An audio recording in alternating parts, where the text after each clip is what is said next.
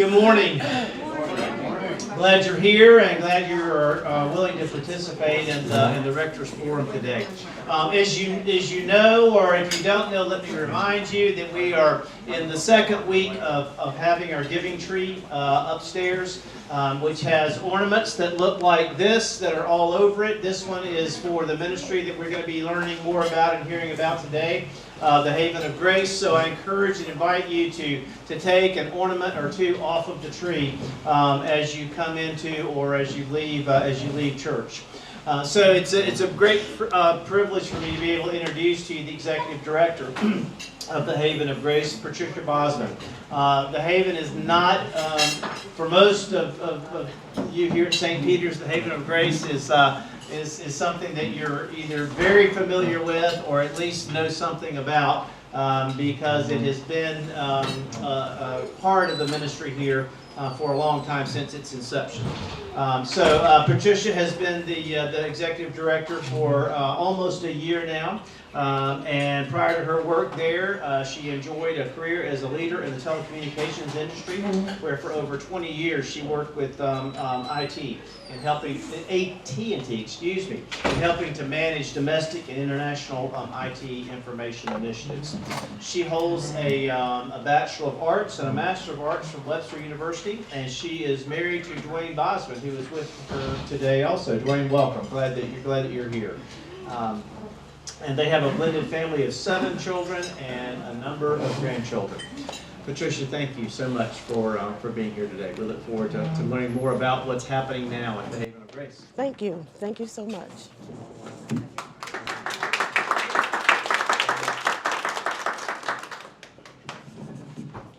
Good morning. Good morning. Can you hear me okay? Great.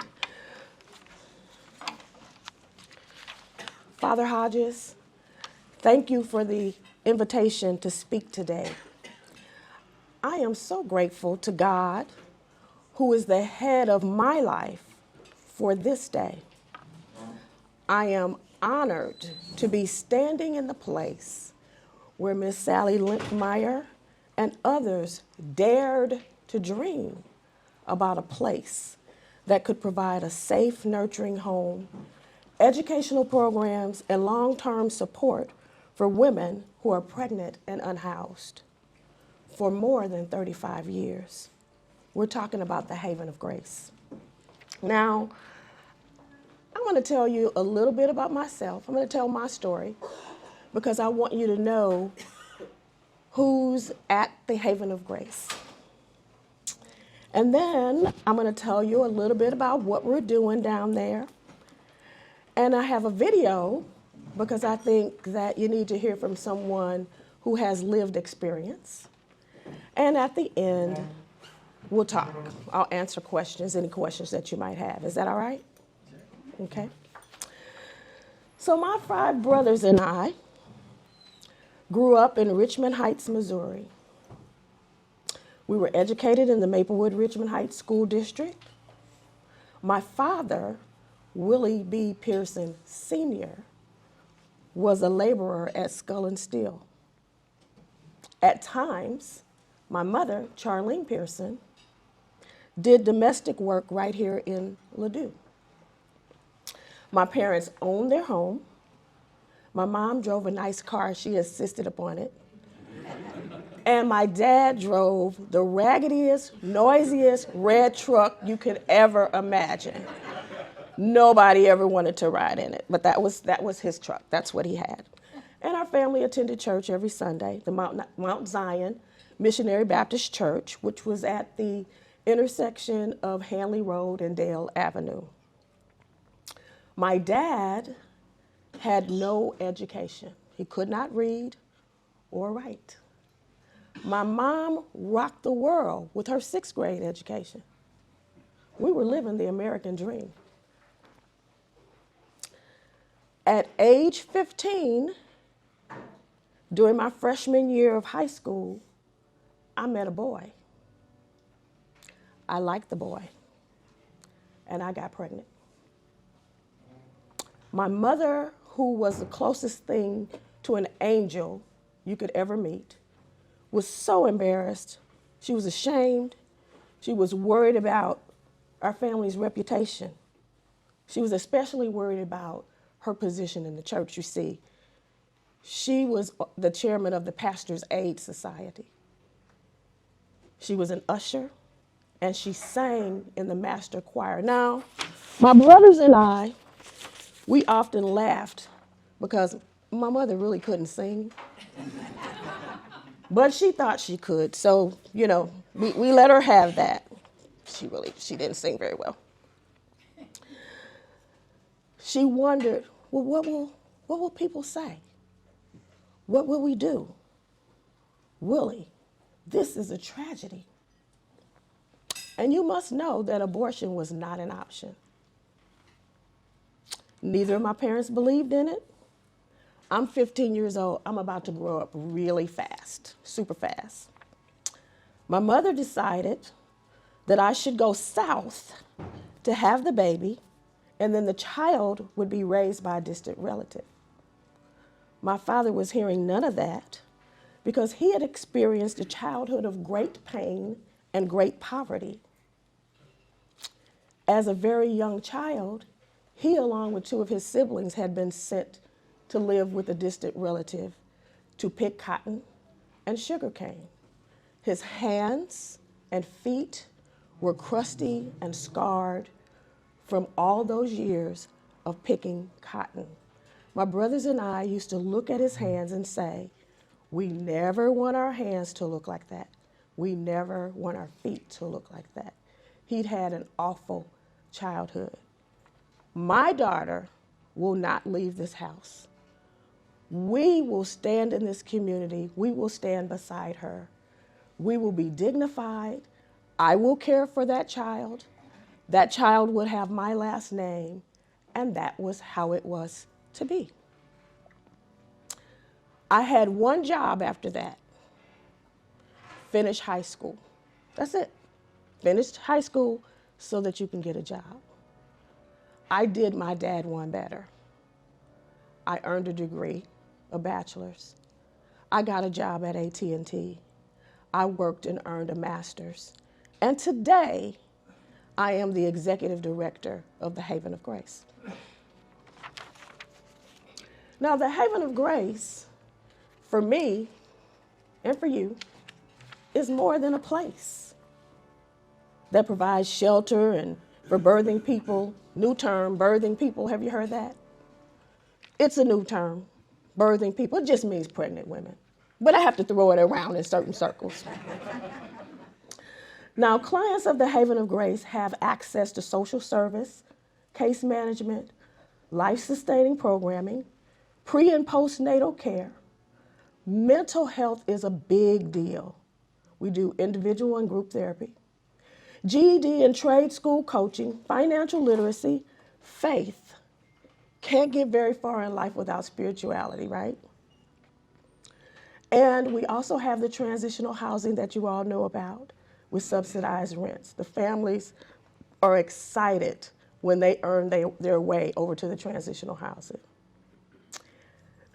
Then we have a 10-year aftercare program where we continue to support them in every way that we possibly can. At the Haven, we stand with our women. We know that they are carrying precious cargo, and at the same time, they are working through a multitude of challenges. Indeed, all need our support, guidance, and more importantly, they need our resources.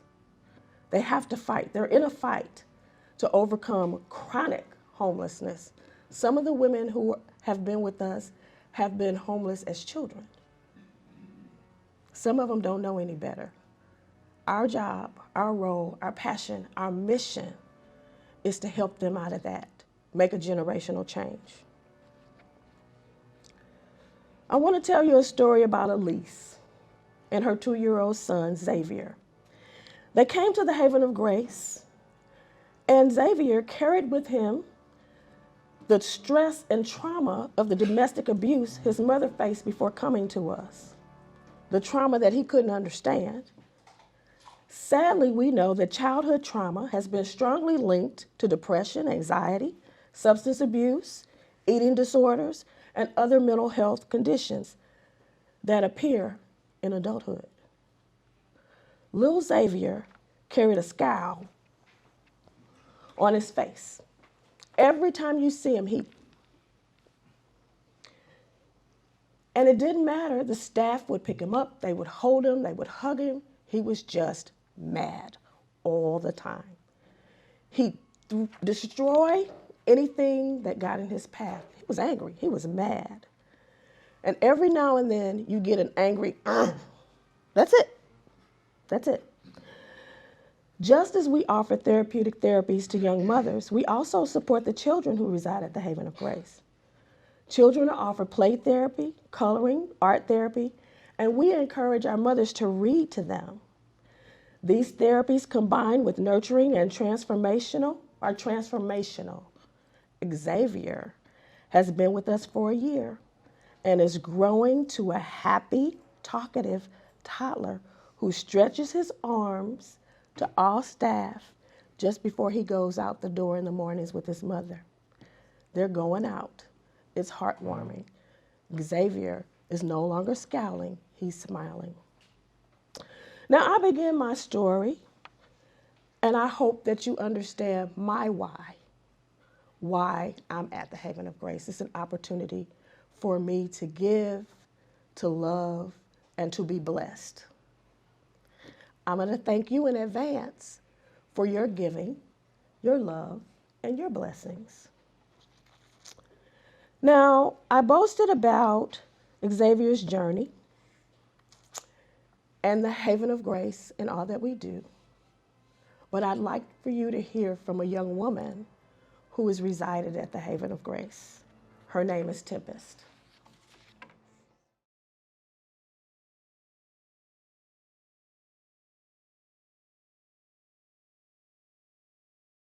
Tempest, I will tell you that she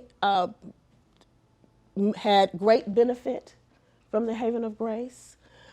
She stayed in the maternity center, transitioned to the quad apartments, got herself educated, and has a very good job in corporate America.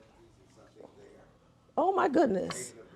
Well, the most important employee, I think, from what we do is the case manager. And so we have case managers on hand. They help the women. Some of the women come to us and they don't have a birth certificate. Their kids don't have birth certificates. They don't have a social security number. And so our case manager is tasked with helping them just get the basics done. Now that's unheard of for most of us. Most of us have had our social security numbers. Well, at my age, we got it kind of in high school, but our kids get them right away.